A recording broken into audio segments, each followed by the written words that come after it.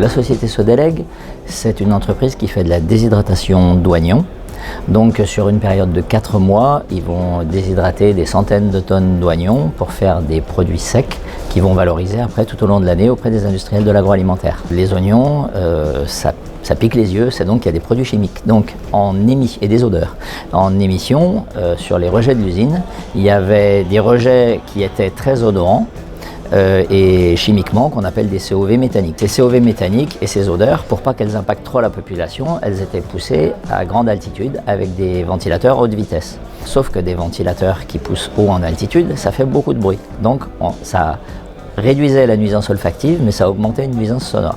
Quand la société Sodelec nous a appelés, il y avait un magnifique audit du CETIAT qui avait été fait, qui donnait énormément de bases thermiques, techniques sur le fonctionnement et qui permettait d'identifier tous les flux thermiques disponibles dans l'usine. Et on est arrivé à un budget, une définition technique et une définition géométrique d'un équipement qui lui conviennent.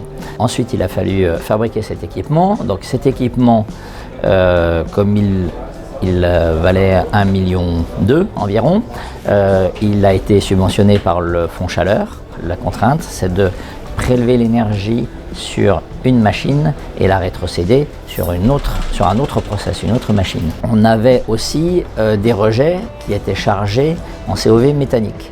Le méthane, c'est le gaz naturel. Quand on incinère du gaz, le gaz brûle. Donc on a un deuxième rejet, un deuxième gain, qui est que les rejets ont été transformés en bénéfice, puisque le méthane qui était émis à l'extérieur a été brûlé dans le sécheur. Troisième gain, on a fait une condensation, donc on a généré de l'eau. Ces centaines de mètres cubes ont été utilisés pour laver les oignons avant qu'ils rentrent en hachage dans l'usine.